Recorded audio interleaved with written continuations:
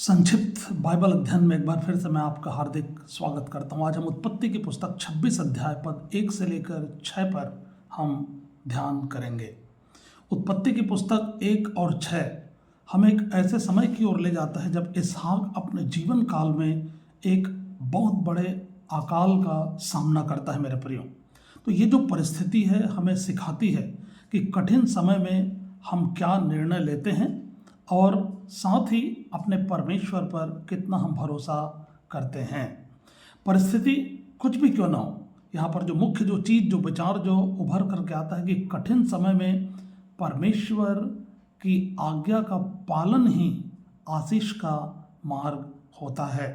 जब हम पहले पद में पढ़ते हैं तो लिखा कि उस देश में अकाल पड़ा।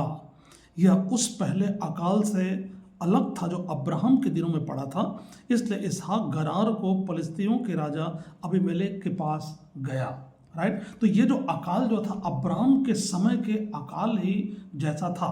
राइट, उत्पत्ति की पुस्तक 12 अध्याय और उसके 10 पद में अब्राहम के समय में अकाल पड़ा था, जिसकी वजह से अब्राहम जो था वो मिस्र देश में वो चला गया था। राइट, तो यहाँ पर जो जीवन की कठिनाइयाँ परमेश्वर के लोगों के लिए नई नहीं होती है। अब्राहम भी उस कठिन परिस्थिति से गुजरा था। मेरे प्रियो, राइट, जब हमारे जीवन में आर्थिक संकट से जब हम गुजरते हैं, पारिवारिक समस्या से हम गुजरते हैं, आत्मिक हमारे जीवन में कई बार चुनौतियां आती हैं, तो हमको घबराने की बिल्कुल भी आवश्यकता नहीं है, क्योंकि ये परमेश्वर की योजना का भाग है। वचन 2 में हम देख सकते हैं परमेश्वर की आज्ञा आती है। लिखा है कि वहाँ यहोवा ने उसको दर्शन देकर कहा, मिस्र में मत जा।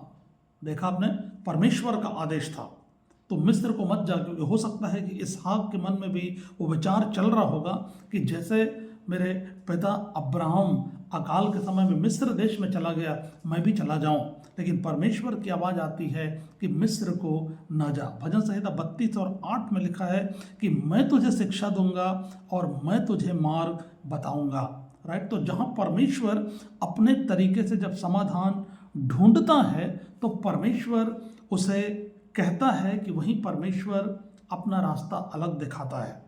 तो हमको परमेश्वर के रास्ते पर हमको चलना चाहिए। हर अवसर अच्छा नहीं होता, लेकिन निर्णय से पहले ये अच्छा है कि परमेश्वर की इच्छा को हम जरूर जानने का प्रयास करें।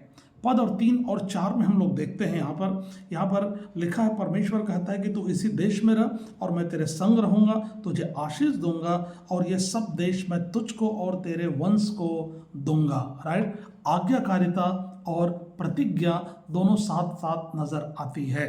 परमेश्वर इसहाक से वायदा करता है कि इसहाक तो इसी देश में रह, तो गरार में रह, तो मिस्र देश को मत जा। यदि तू यहाँ रहेगा मैं तेरे संग रहूंगा। एक सबसे बड़ा आश्वासन परमेश्वर ने उसको दिया अपनी उपस्थिति का।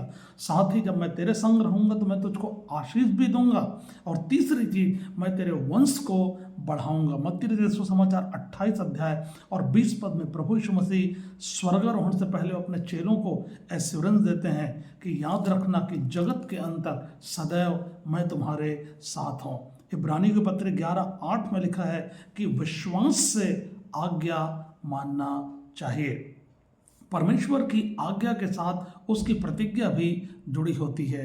मेरे प्रियो, जब हम परमेश्वर की बात मानते हैं तो हमें उनकी उपस्थिति और उनकी आशीष दोनों मिलती है ना। तो आशीष का कारण क्या है? क्योंकि अब्राहम ने मेरी बात मानी। पद 5 को अगर हम देखें तो लिखा है, क्योंकि अब्राहम ने मेरी मानी और जो मैंने उसे सौंपा था उसने मेरी आज्ञाओं और विधियों और व्यवस्थाओं को उसने पालन किया। देखा आपने, 28 अध्याय अगर व्यवस्था विवरण की पुस्तक 1 और 2 अगर हम पढ़ें तो वहाँ पर लिखा है कि आज्ञाकारिता जो है आशीष को लाती है। जब हम परमेश्वर की आज्ञा का पालन करते हैं तो आशीषें हमारे जीवन में और हमारे आने वाली पीढ़ी के लिए परमेश्वर देते रहते हैं। मेरे प्रियो, तो हमारे आज के निर्णय हमारे बच्चों और हमारे आने वाली पीढ़ी को प्रभावित करती है। क्योंकि अब्राहम ने जो परमेश्वर के पीछे चलने का जो फैसला उसने किया, उत्पत्ति की पुस्तक 12 अध्याय में उसकी पूरी पीढ़ी के लिए वो आशीष का मार्ग उसने खोल दिया। परमेश्वर की आज्ञाओं का उसने पालन किया, परमेश्वर के साथ साथ उसने चलना उसने चुना। वो नहीं भटका वो संसार में, राइट। तो वैसे ही इसहाक की आज्ञाकारिता 6वें पद में हमको नजर आती है, इसलिए इसहाक गरार में ही रह गया। देखा आपने, इसहाक ने बिना किसी वाद विवाद के उसने परमेश्वर की आज्ञा का पालन किया और वहीं गरार में ही, जिस देश में अकाल पड़ा था, वहीं पर वह रह गया। ठीक है। याकूब की पत्री 1 अध्याय 22 पद में लिखा है कि वचन के केवल सुनने वाले ना बनो, परंतु वचन के अनुसार करने वाले बनो। परमेश्वर के वचन को सुनना और उसका पालन करना हमारे लिए बहुत ही अनिवार्य है। सच्चा विश्वास केवल सुनने से प्रकट नहीं होता है, परंतु करने से होता है। ठीक है। इसमें मुख्य शिक्षाएं हम अपने जीवन के लिए क्या सीख सकते हैं। नंबर 1, कठिन समय में भी परमेश्वर पर आप भरोसा रखें।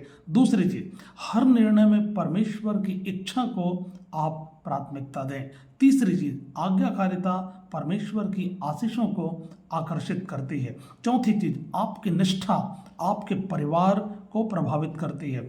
पांचवी बात, परमेश्वर की उपस्थिति सबसे बड़ी आशीष लाती है मेरे प्रियो। तो उत्पत्ति की पुस्तक 26 अध्याय 1 से 6 पद हमें सिखाता है कि जब जब जीवन में अकाल आता है, जब जब जीवन में संकट की घड़ी आती है, तब हमें अपने समझ पर नहीं परंतु परमेश्वर के वचन पर हमको चलना चाहिए। बिल्कुल इसहाक की तरह यदि हम आज्ञा का पालन करेंगे तो परमेश्वर हमें संभालेगा और हमें आशीष देगा।